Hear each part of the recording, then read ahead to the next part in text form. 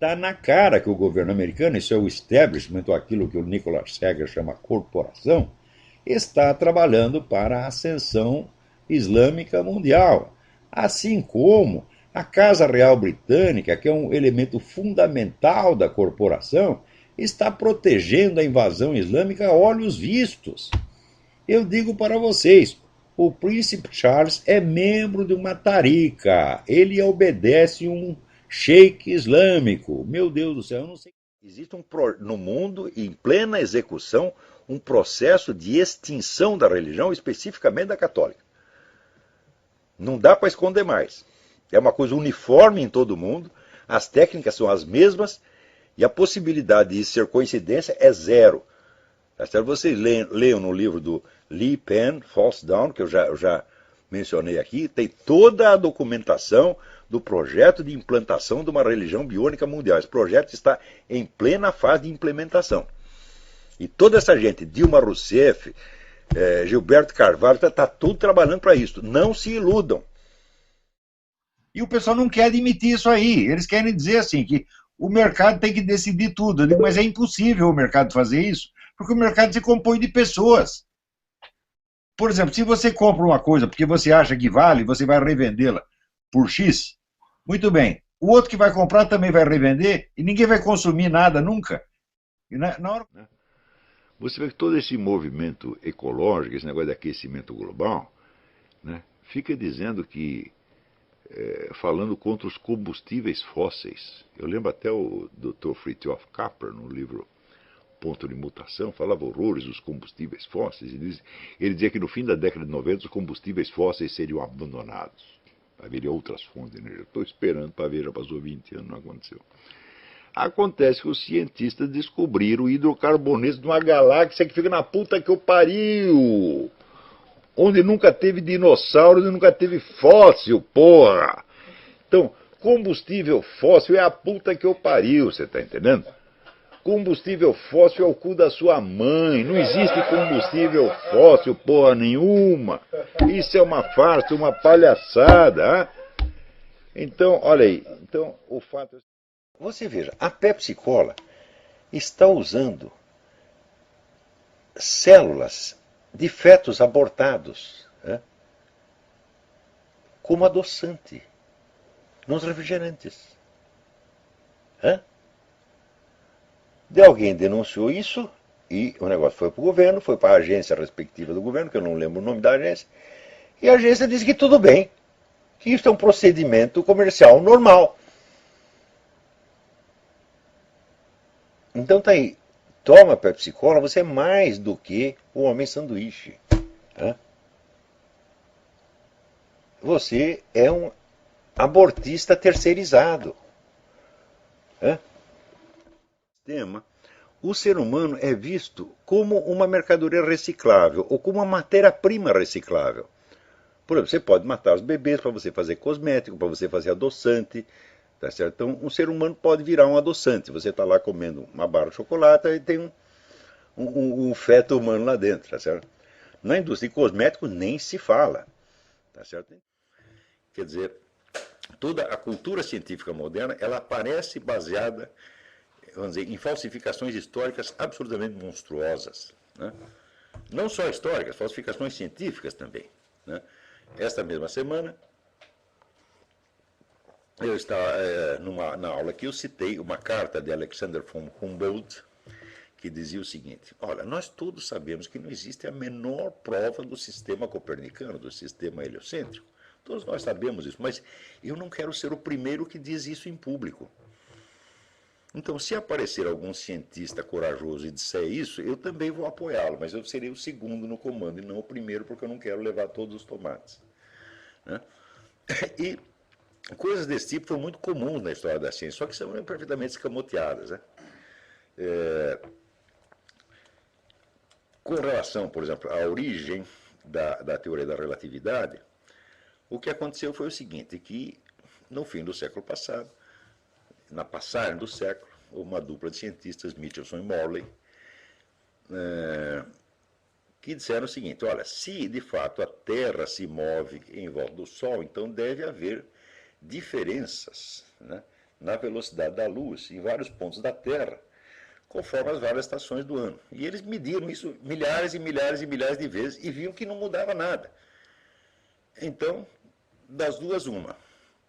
Ou a Terra não se move, ou é preciso modificar a física inteira.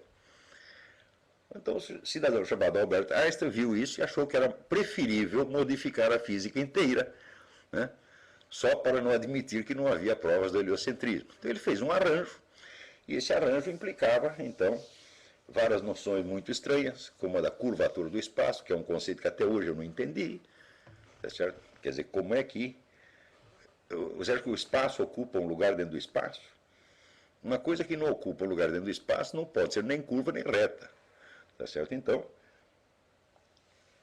se você disser o espaço curva tudo o que está dentro dele, fala, bom, ainda é possível, mas que o espaço em si mesmo seja curva é uma noção que me parece um pouco esdrúxula. Né? Mais ainda a noção de que pessoas que viajassem através do espaço teriam várias idades ao mesmo tempo, e várias outras coisas muito, muito esquisitas, que nunca foram provadas, tá certo? Mas que eram intelectualmente muito elegantes e que, de algum modo, salvavam as aparências. Tá certo? Então, o fato é que, no confronto entre geocentrismo e heliocentrismo, não existe nenhuma prova definitiva de um lado nem do outro, e você pode usar um sistema de referência, como pode usar o outro. No qual ele diz o seguinte: quando há uma parada cardíaca, o cérebro deixa de funcionar depois de cerca de 10 a 20 segundos. Muitos pacientes em estado de parada cardíaca parecem inteiramente capazes de experimentar processos mentais. Esse fenômeno demonstra que o espírito e a consciência não são gerados pelo cérebro. Ora, existe mais casos registrados disso aqui do que o cético mais exigente poderia requerer. São milhares e milhares e milhares de casos. Quer dizer, o sujeito está lá sem atividade cardíaca, sem atividade cerebral, e, no entanto, está vendo tudo o que se passa em torno. E, às vezes, vê coisas que estão se passando nos quartos vizinhos, e, às vezes, em outros lugares. Tudo isso depois confirmado. Tem até o caso do sujeito que, exatamente nesse estado, ele viu que na casa vizinha tinha um sapato em cima do telhado, veja você. Né? Isso quer dizer que a visão dele não estava nem condicionada ao lugar onde o corpo dele estava. Na maior parte dos casos, as pessoas veem e reparam em mais coisas do que reparariam se estivessem vivos e despertos. Quer dizer, a bibliografia a esse respeito é tão imensa que a mera pretensão de que a consciência é causada pelo cérebro deve ser rejeitada em limine como uma coisa, assim, uma estupidez, uma simples lenda, crendice. Não há nenhuma prova, nenhum sinal, mesmo remoto, de que a consciência seja causada pelo cérebro. E há milhares e milhares e milhares de provas de que pessoas sem nenhuma atividade cardíaca ou cerebral continuam tendo consciência. A primeira ciência que se desenvolveu no Ocidente foi a teologia. Quer dizer, todos os critérios de verificação, de correção textual, etc., foram todos estabelecidos pela teologia. E, provavelmente, vamos dizer, a teologia é a única ciência que tem um discurso racional do começo até o fim. Porque, por exemplo, outro dia eu disse aí assim, toda a história das origens da ciência moderna é tudo empulhação. Não foi nada disso que aconteceu, tá certo? Então, por exemplo, a ideia de que não, a ciência moderna, a razão e as luzes, né, expulsaram a superstição, a astrologia, a alquimia, etc., etc., e criaram uma nova era de ciência e racionalidade. Isso é absolutamente falso, absolutamente falso. O que eu estou dizendo é resultado, assim, vamos dizer, de estudos que eu fiz em livros publicados nos últimos 70 anos que maciçamente confirmam essa tese. Como ninguém no Brasil lê esses livros, então a minha afirmação parece chocante. E daí o sujeito, baseado naquela informação que ele recebeu na faculdadezinha de fundo de quintal que ele frequentou, ele diz, esse cara não entende nada, ele só lava analfabeta, olha o que ele está falando, só fala coisa absurda. A União Soviética foi que armou a Alemanha nazista em segredo. Não existiria exército nazista e não existiria perigo nazista se não fosse o plano de Stalin de usar os nazistas como ponta de lança da revolução. Tanto é que o Stalin ajudou o Hitler, né? Exatamente, se não fosse Stalin não existia. Hoje, no começo, o livro do Ernest Toppich, o primeiro que levantou essa leve, Stalin's War, o livro chama, um clássico, né? Hoje tem uns 20 livros documentando isso, sobretudo com material dos arquivos de Moscou quando foram reabertos. Hoje essa tese está mais do que provada. O Stalin planejou toda a Segunda Guerra com antecedência, usando os nazistas como instrumento, como ele dizia, o navio quebra-gelo da Revolução.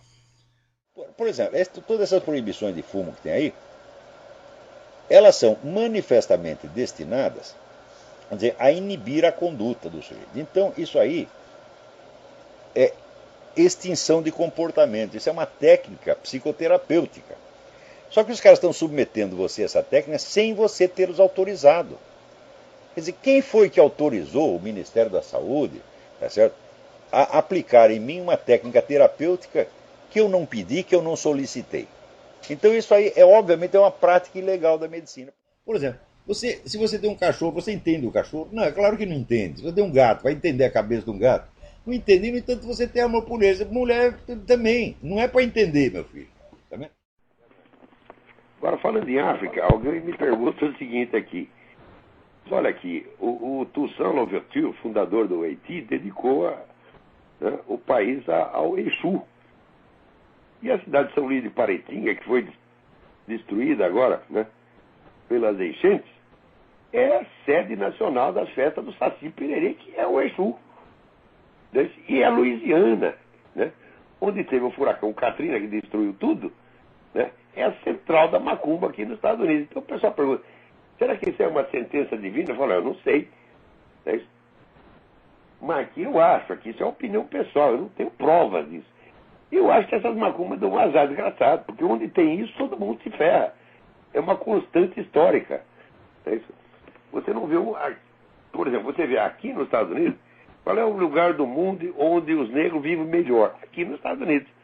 Tem um padrão de vida comparável de todo mundo, estão lá no Senado, estão na presidência das empresas, estão milionários, fizeram o presidente da República.